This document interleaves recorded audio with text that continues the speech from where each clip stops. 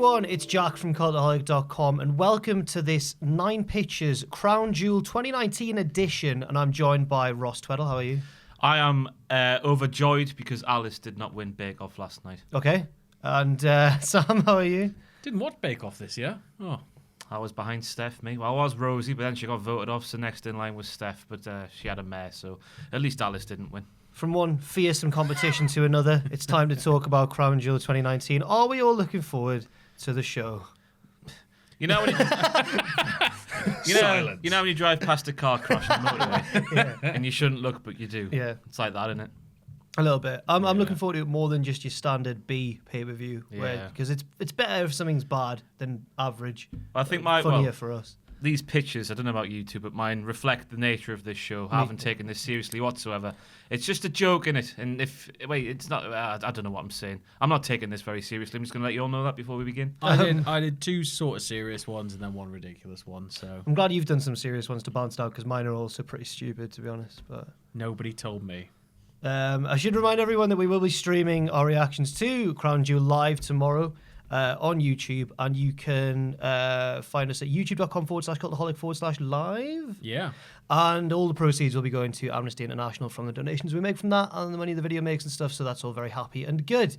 Now, let's begin with Ross. What's your first pitch? It's not what we think will happen. Oh, I forgot the thing. It's what we want to happen. Hey. So my first pitch begins all the way back in catering before the show. Everyone's sitting down for a lovely bowl of pasta or whatever before the show begins. But I want somebody who's making the food in Saudi Arabia to ensure the people in the Team Flair versus Team Hogan match are served some dodgy lasagna, right? And this dodgy lasagna will sit and fester in the bellies of the 10 men involved, and then during that match they'll all need to go away for a watery poo, right? In the middle of this match. So the match will get called off, but then no, Vince will come out and say that can't happen. We've built this pay-per-view on this big rivalry, Hogan versus Flair. What are we going to do? So of course I want to see Flair and Hogan wrestle. No, it'll be Revealed eventually it was Hogan because Pastamania. Oh, what the hell? Oh, the can.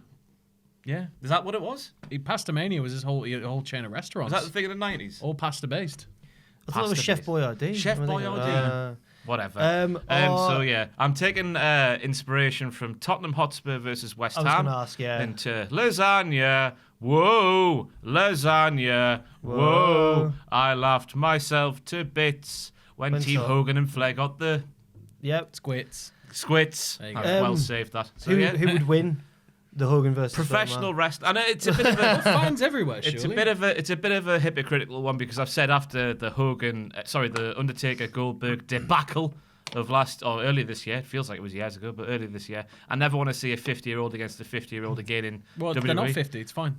They are 66 and 70 something, aren't they? Absolutely fine. Yeah, even better. But just for the sheer spectacle, and just to make sure that the Saudi prince gets his value for money. Really want to. It's a big investment for him. He would want to put on the best. I want to see Hogan versus Flair, just to see what would happen. Can we have Hogan parachute in because he's been having plane difficulties? What's the story behind this? Because Tom mentioned it this morning. Apparently, the crack was Hogan landed. I think it was like Iceland. They landed at like a stop to refuel or something because they were all in private jets. And his tires burst when they were making a landing or something like that, and it basically forced the plane to be grounded, and that's it. So he had to hop into his mate, I think it was Brock Lesnar. Yeah, Tom said Brock gave him a lift. I thought he meant driving. His private jet. Hop in, boys. And then, just have him sort of jump out, parachute down, big, red and yellow parachute. Hit a Hurricane Rana when he lands from the parachute onto If it's one of those like big, because I imagine Brock Lesnar wouldn't just have a normal private jet. I think he'd have one of those huge military grade like cargo jets. And the bottom like back of it opens, the big bay door, and out of that just comes all of those like garlands, those red and yellow feathery things, and just Hogan, like those winged monkeys from the Wizard of Oz. Yeah, that sort of thing. Yep. So Flair versus Hogan, but with actually Flair and Hogan in the ring, just to see what would happen. I know Hogan arrived in the country on a crutch or using a crutch. So that makes it all the better. He's got a weapon. Yeah, they're going to shove each other at some point, aren't they? Yeah, that's a given. There's going to be like Flair will just start crying his eyes out. Yeah. When his team wins or loses. It gets a yes from me. I'd like to see Hogan versus Flair in this day and age out of morbid curiosity. And cruelty. That's where mine's festering. I think Just as long cruelty. as you make it a 60-minute Iron Man match for that definitive result, who's It's a the cold better country, wrestler? they'll be fine. It's a yes from me as well, obviously. I love Hogan versus Flair. We never really got enough of that in the olden days because they were always usually working for different companies. I looked at their record. Hogan has beat Flair in singles matches 63 times. What? Flair has beat Hogan 13 times. When did all these matches happen? I don't know. On the house show, sir. The last one that took place that was televised was Uncensored 1999, where they had a first blood cage match. Which Flair won, even though he bled first. Yeah, they were both bleeding, absolutely yeah. ridiculous. WWE could turn this into a big opportunity though, because there's a cage there. Like if they When put did all a those cage matches around it, happen? I don't know. if you take Wrestling a cage data there is and where put my a source cage is. around Flair and Hogan, you can then ship them back or ship them around the world inside a cage like a zoo exhibit. So like WrestleMania Access, they now have a zoo, and they just trick all these older wrestlers to sort of just get in the ring, and then they Where are cage we them. going? Where's That's what's- really dark from you. That. I was having a laugh, mate. Yeah, but like You're then you some sort of sick guarantee pervert. access. Like Hulk Hogan's wanna going to be there, pull- wrestling Flair still. It's been 4 You wanna years. You but, want two pensioners locked up in a cage and shipped around the world. You want Hall You of Fame, sick man. Hall of Famer cockfighting ring. we on may the as well ground. add some human trafficking to this mess. So, Def yeah. Jam Vendetta. It's a yes from us. Get Two in. yeses. Come on. Yeah. Sam. So mine, my first one's sort of like straightforward. Oh. So with the whole Fiend and Rollins thing being unendable, there is physically no way that match can end, not even by pinfall or submission or death. You just can't end it. I figure the best way you can sort of make this feel like a bigger deal when eventually one of them does get pinned is to have them start the night. So they come out first in, I guess, sort of like a WrestleMania 35 Brock Lesnar sort of way. Like, let's just get it over with. They end up brawling through the crowd or to the back.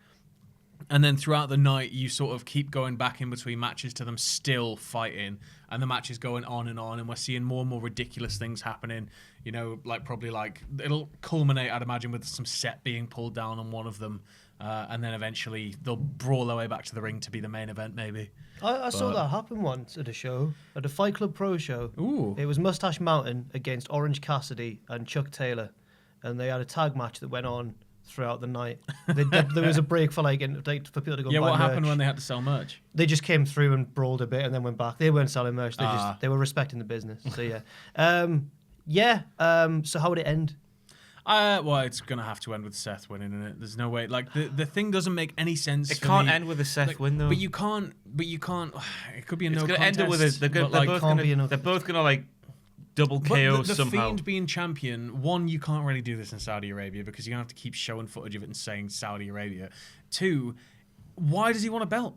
Bray Wyatt might want Because a he belt, can but take over. but the Fiend's It like gives an him more power. It's fine. He's like an ethereal being. Like he he can doesn't. find a reason in. But he doesn't need gold. Like I heavily disagree with that theory that he doesn't want gold. Everyone wants gold. No, but like he's Why a is he a monster. wrestler? He Why does should he want to wanna wrestle? murder people. Why does- Except when he pulled Seth Rollins down to hell through the ring, Rollins just crawled straight Yeah, back out. That was that's weird. awful. I just had a quick puff and then that was it. Yeah. On the spliff, I mean. Oh yeah. Yeah. Bray hotboxes the Phenomenal. rings these days. Yeah, I reckon it'll probably end with some huge stunt. Either it'll be a no contest again with stage and falling on both of them, or That's what they're both gonna fall off something high and get trapped. That's the only way. Once again, I thought they had enough of It booking can't be themselves stopped into a for corner. any reason. They I know, really but, have. like, what if they can't move? I'd like if they're pre-shooting all this stuff this week though, so they get like this opening match goes 15 minutes, ends with some fall. They both get rushed to a medical facility, and then it just cuts to like an American medical facility, and they're brawling around this medical facility. The problem is as well, we've been conditioned to say medical facility because WWE say it. I was just say making a hospital. point of saying it there. I don't know whether to give it a yes or no because on one hand I like the idea of Like I don't the know match how it going ends. on throughout the My night, concept's but on mainly the other, that it just goes on throughout the night. yeah, but on the other hand, it's not your pitch. It's just more. It's just the fact that there'll be more of this feud throughout the night that I just don't want to see. I hope they keep it really short. I'm Well, going to they're give it a their respectful own no fault. because of that, but I like it. It's just that I want to see less of it. I just want to see less. Ross, They explode at the end, and loads of confetti rains down, and then loads it of was mini all a fiends, dream. loads of mini fiends, like sort of come out of the confetti. I mean, if that Like had the been your confetti pitch, is made out of mini That fiends. gimmick's reserved for George. I'll really when you mentioned the predictions yesterday, I was like, yeah, that's really good. So I really like the idea. As long as it, I know they're gonna do it where it's a double KO or something, but Bray just should win. Bray should win. But what do you do with a monster that has the belt? You kind of have him hold it for a very long... Why can't we have a champion that has the belt for years? I just don't understand his motivation. He's a wrestler. He went to wrestling school. No, but the Bray Wyatt's the wrestler. The Fiend's like a weird interdimensional being. He's like it. He still has holds and whatnot. Footwork, technique, catch as catch can. Rip a head off. Splash. I don't know about you could say about the Undertaker, like what it was all that malarkey. Yeah, but the Undertaker at least sort of spoke and wasn't like, the Undertaker was like human. Wyatt could have it in the Firefly Funhouse and The be Undertaker like, was human. Yeah. He was a walking dead man. Yeah, a man. Walking dead man. Whereas the dead Fiend man was walking. the Fiend's like a weird mishmash of like monster and like it's just that's the only thing that annoys me about this whole thing is I don't understand how you can take him further with that belt or do anything of note with it. I'd rather have him try and corrupt and poison the whole. We just shouldn't be here. He should never have been in the Universal title picture to begin with. They got greedy with Halloween and masks and all that malarkey. Yeah, but I do like the idea of the match going all night long. Right.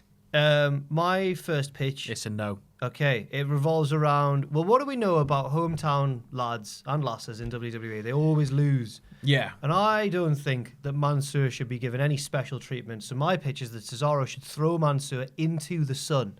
He should pop him up for one of those big uppercuts that he does. But instead, because Mansoor's a pretty small guy, even for a wrestler, he's a pretty small guy, just keeps going. And then, there's a sunroof on the stadium, I suppose. This coincides with Hogan dropping in. So when Hogan's plane is flying over the thing, that's when Tony the high five lifting, on the way. He goes like that, and then that's where Mansoor gets caught in the plane, and that's how he descends up, ascends up into the sun. Well, and then once he reaches one the of those sun, Scientology space planes. obviously Cesaro wins by count out, and then does it count as count out if you're above the ring? Have you got to be outside? If he's in line with the ring, there's got to be confines. There's got to be confines. Well, maybe I don't know. But anyway, do you reckon the sun's in line with the ring, just straight up? Well, this is the other thing as well. Is you've got to think this match has to go on pretty early because otherwise he's going to have to not just punch him up, but out and around. Right. He's going to have to go round the globe to get in line. It can with open the show. So he does that. Mansoor flies out. Cesaro is won by count out. There's it's a tragedy. It's a national tragedy. They name it the Mansoor Memorial Sunroof on the stadium or whatever. Next time they come back to Saudi Arabia, is this in Riyadh or Jeddah? Riyadh. This is Riyadh this time. So next time they come back to Riyadh, Cesaro's in the ring bragging about how he beat Mansoor last time. Who should fall down at that exact moment? It's Mansoor. Like Icarus. like a phoenix. You know how the roof at Wimbledon takes 7 days to fill? Tony starts cutting a promo and just saying,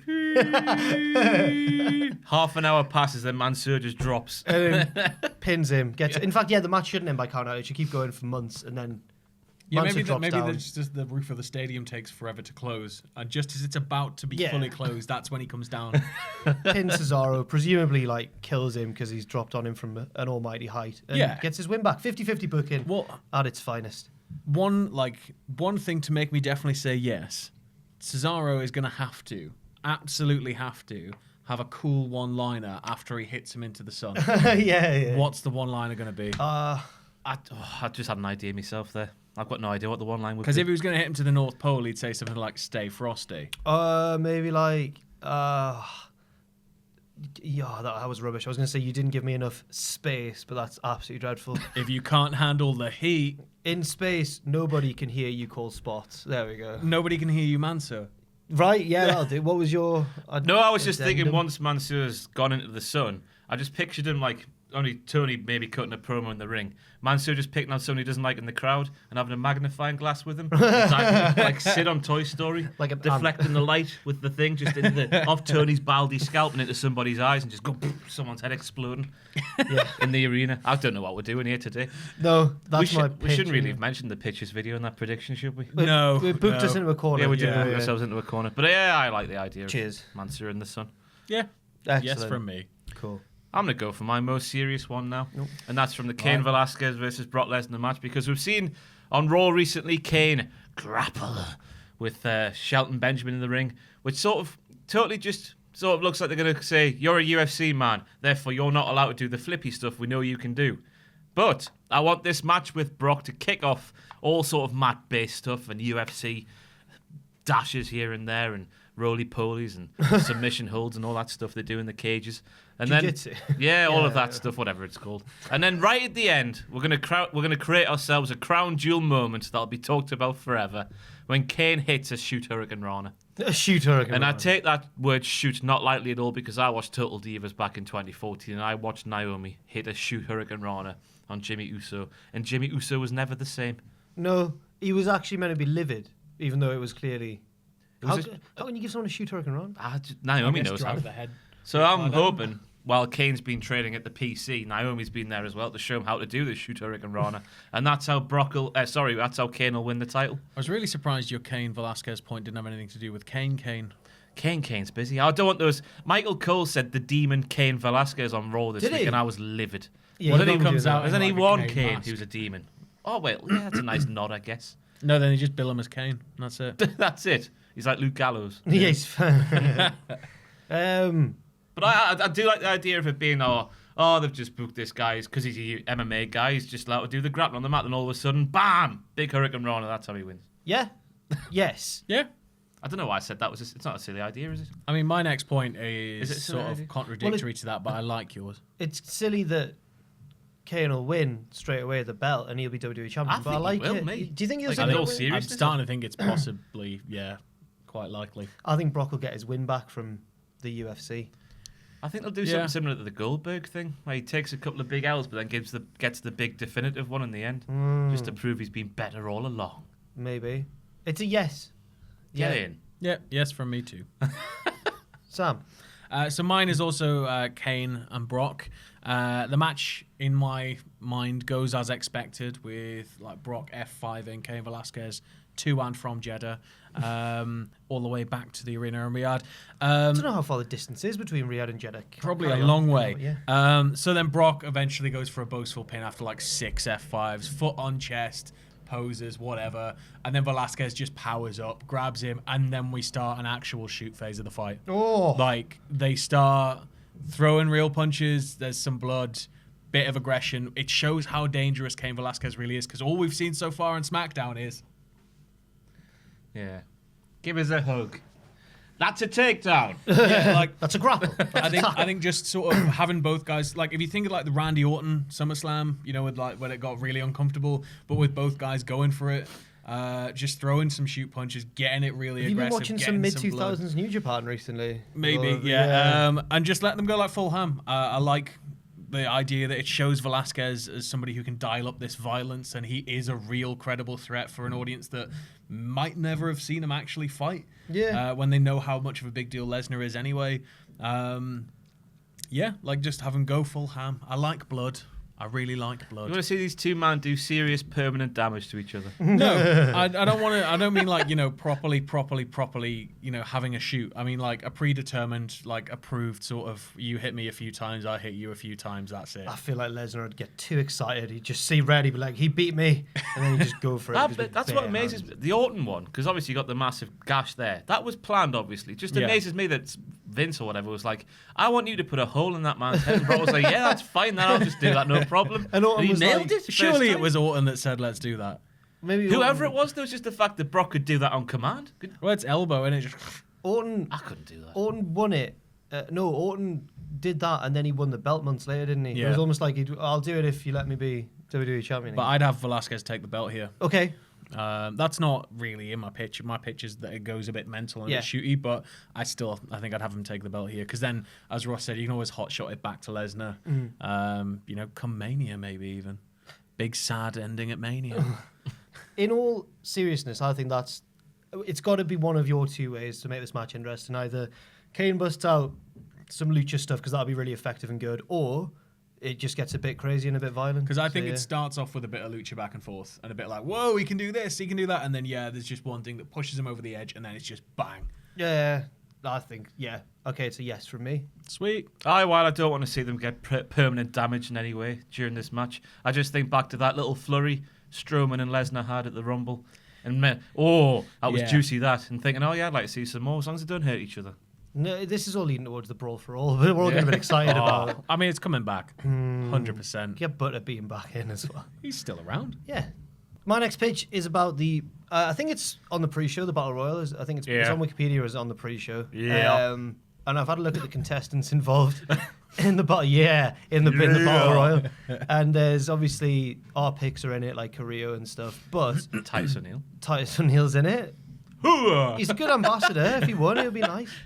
But mine doesn't involve the winner of that match. It involves one of the contestants in the match, who is Sunil Singh, who is, of course, currently the 24/7 champion. Oh, it's all going to devolve into some madness, isn't it? That actually is probably going to happen, yeah, a bit. But I think that the match should split in two. So the lads who've been eliminated early on, they all just start to chase Sunil, whereas the ones still in the ring, they're fighting for the number one contendership for the US title. Don't know how you're going to keep maybe like a split screen. I don't know how that's going to work, but or double box as the Americans call it. Then though they kind of work their way up through the crowd, which will be hilarious, seeing them like chucking each other into those nice, comfy, like cushioned the chairs. couches, Lob them into that a few times. There'll be bored lads on their phone getting out the way and stuff, because that's what you can see. The Saudi Arabia shows is just bored people on their phone. They brawl up towards like the royal box, and somehow the Crown Prince wins the 24/7. The more I'm saying this now, the less. This is what you want to see. The 24/7 title is also the same colours as the Saudi Arabia title. Right. Now, I've panicked now as I started to say that in the pitch, because in my head it was like, that'd be good, wouldn't it? That'd be funny. And now that I've said it aloud, I'm like, would it be?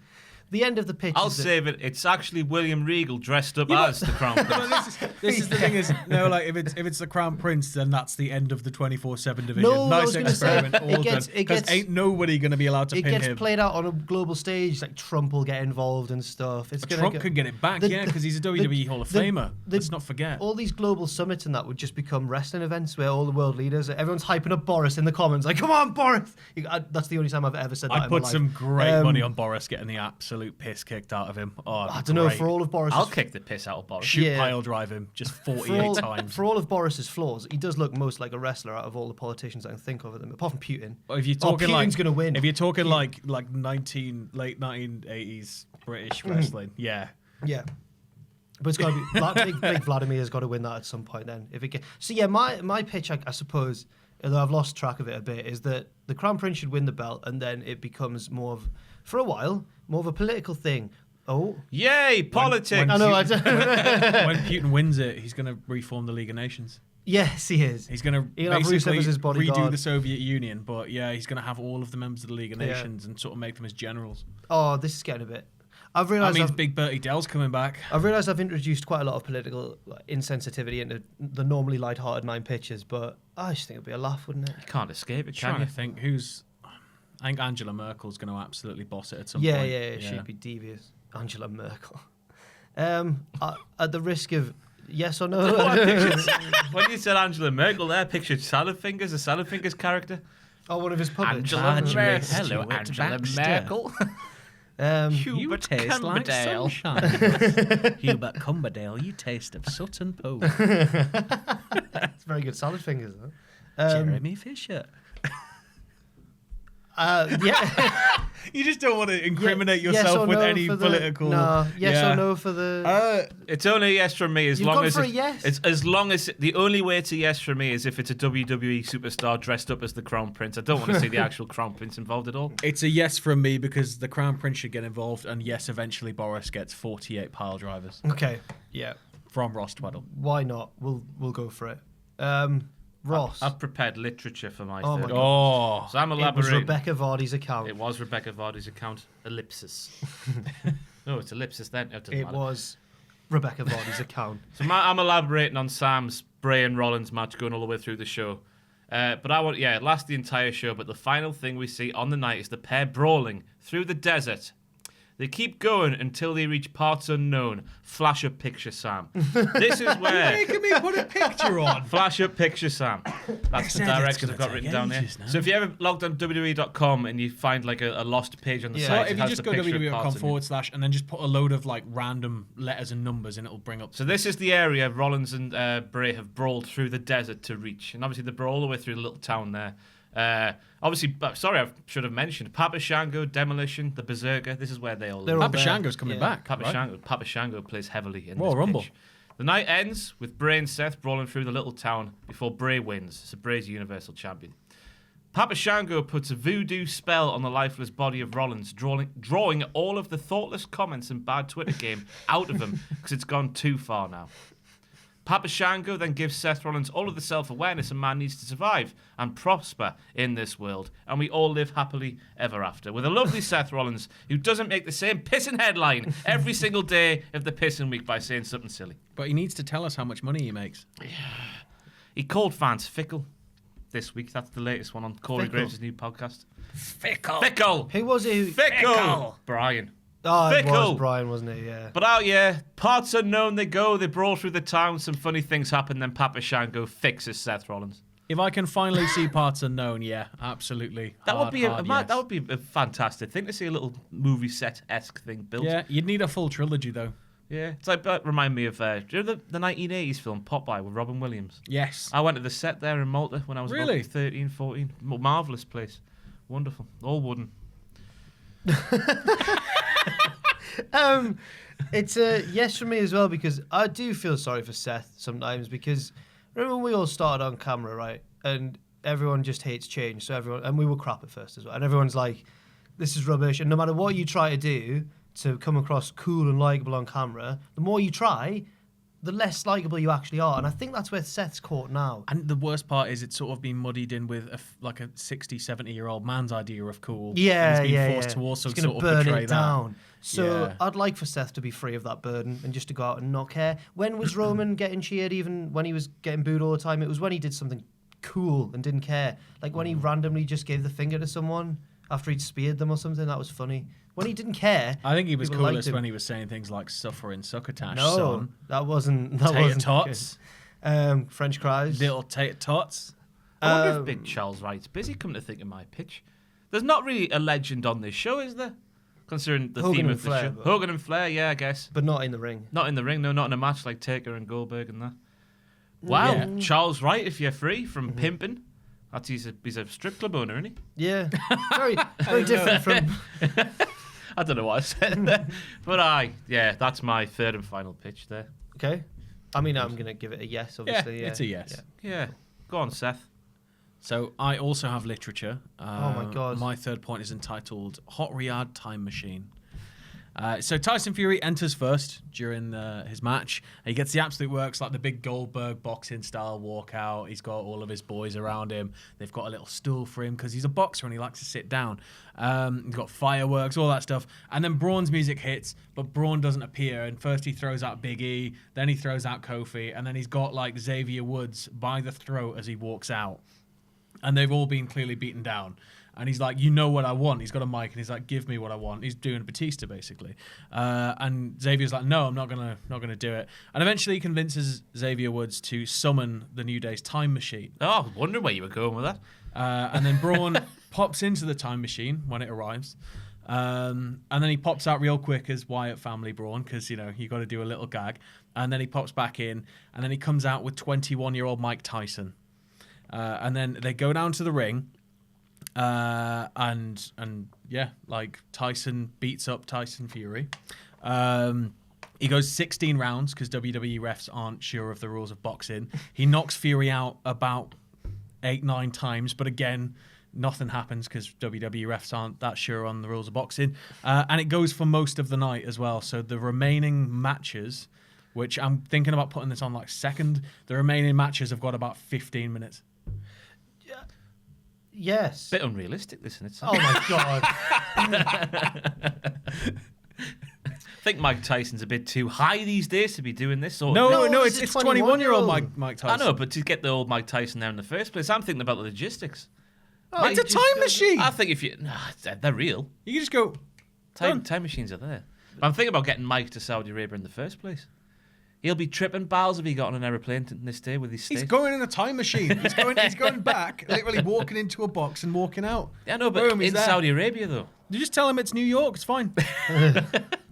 Mike likes weed. That's why. Give him some pigeons afterwards. He loves pigeons. When I was a kid, because of, like, I guess their hard man image, I was always confused, and because I thought Mr. T was Mike Tyson, because I'd never seen Mike Tyson. Yeah. So I just heard of Mike Tyson, the boxer. Because when I was a Mr. kid. T as well. Mr. T, I thought the T stood for Tyson. When yeah. I saw Mike Tyson, I was like, well, that's clearly a different man. But this would also work with no, it wouldn't work with Mr. T. What am I talking about? I mean, if you had Mr. T, you'd have to have the rest of the A team. You'd have to have Paul Orndorff in that as well for the WrestleMania 1 magic. Yeah.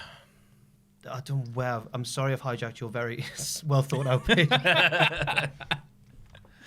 It's a yes from me. To get Mr. T on a plane, you always had to knock him out. You had to give him milk. You had to, yeah. But then I've realised the flaw is that Mr. T isn't actually Mike Tyson. So then, Plus, if you just tell Tyson there's 15 million on the table, yeah, he'd go. and that way Braun doesn't have to lose. Imagine all the weed he could produce for that. He has a weed farm, doesn't He also has a great little animated show called Mike Tyson Mysteries. I think that His podcast, Hot Boxing with Mike Tyson. I like that name. Hot boxing. It's got double meaning, hasn't it? I think that didn't Deontay Wilder recently say that he'd beat Mike Tyson in his prime? Well, Deontay Wilder's talking bollocks there. Yeah, he is. Yeah, he is. But Nobody could beat Tyson in his prime. As far as I can tell, I'm not by no means a boxing expert. But He could beat up a car. Deontay Wilder's massive and strong, but doesn't seem to be much of a boxer. He just goes. He just swings and hits people really hard. Yeah. I mean, he could catch Tyson. Yeah. Maybe and knock him out But once. in terms of techers. Aye, if it was a pure boxing You ever match. seen like the footage of him training when he was like 20? Yeah, it's it's weird, isn't it? Because he's not that horrific. tall. He's probably like our It's height. just like how fast he is. It's just like Jesus. We'll just turn this into terrifying. marveling at how good Mike Tyson was at boxing. But he didn't beat Lennox though, did he? Yeah. The Canadian British Lennox Lewis. So then I was going to say this has to lead to Tyson versus Wilder in Saudi Arabia in a WWE event. Well, this is the thing: is they're apparently building toward a big boxing supercard in Saudi Arabia, Really? which Yeah. is the rumored reason why Tyson. They've Fury's already had them. I was on this watching card. Amir Khan on Channel 5. Doesn't come much bigger than that. That was happening in Saudi Arabia for some reason. But yeah, apparently they're building towards some like a big stadium style, like something like this. So that's. I was reading somewhere that's possibly why Fury is involved with this. But yeah, you could put that on there. Yeah. And then eventually you can have 22-year-old Mike Tyson against current day Mike Tyson to really work out. I think you could throw animated Mike Tyson, have the first ever three-way boxing match. You need to put Vince McMahon on that time machine. Get him back to sort of 1999 to 2006, 7-ish. I thought you'd have to stand back era, Vince. This is the problem. Even- You'd have to yeah. switch them because, like, even if you go back and you're taking that Vince away, Whoa! you're gonna have This to is put the- something else This there. is literally the plot of the Jack and Daxter series. Oh, that's absolutely mint.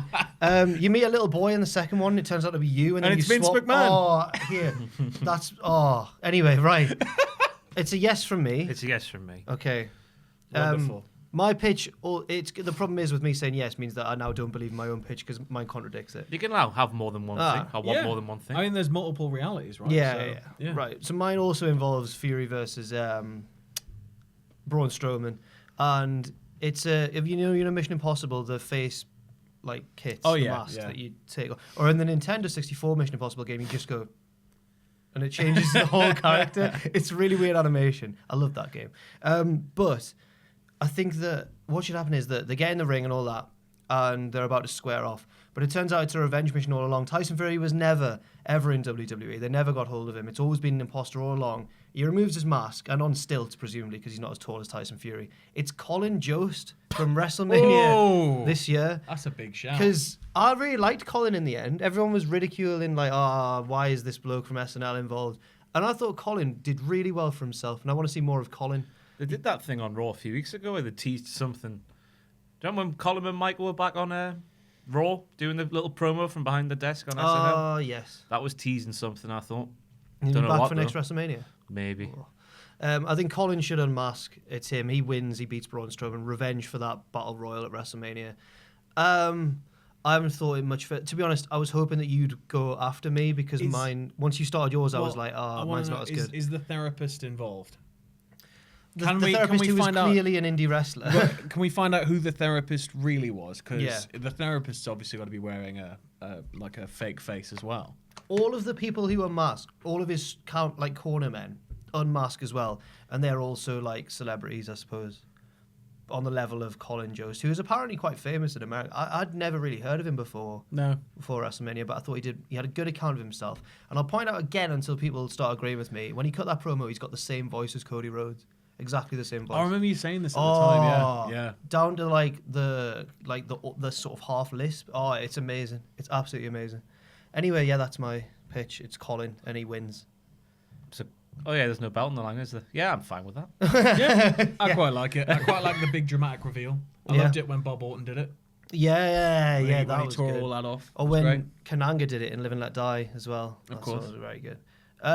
Right, what a pictures video that was. Let's Any not thoughts do this again. for Crown Jewel? Should we Crown tickle Jewel. some balls? Right, so first of all, I'll remind everybody that we are streaming this tomorrow, and all the proceeds go to Amnesty International. Yep. Thanks very much for your pictures, and I hope you've made some sense of this if you've been watching as well, and I'm really sorry. Let us know your pictures below. Come up with the most ridiculous thing you can. Adam's off today because obviously he did that massive long stream, so he's taking a day off, and he's going to watch this and be like, I'll leave the office for one day, and this is what they've come out with. So sorry, Adam. How do we normally end these? You wanted to do the podcast It's thing? tickly balls, isn't it? Usually? Okay. We did it Just last say to the time. kids at home, pitches get bitches, and if you don't like them, you get stitches. Say your prayers, eat your vitamins, drink your milk, and support Team Hogan tomorrow night Oh, no. in Riyadh, Saudi Arabia. I won't be supporting you. I'm not being associated with that. Because Rusev deserves justice. Oh, damn it. yeah. Yeah, right. Thanks very much, everyone. Don't forget as well to put your hands in the middle and to join. Tickle some balls. Tickle the balls. Thanks very much for watching, and let us know what you think in the comments section down below. You can follow Cultaholic on Twitter at Cultaholic and on Facebook at facebook.com/Cultaholic. If you enjoy what we do, then please do check out our Patreon, patreon.com/Cultaholic, where you can pledge. And don't forget, of course, most importantly of all, to hit subscribe and to join us.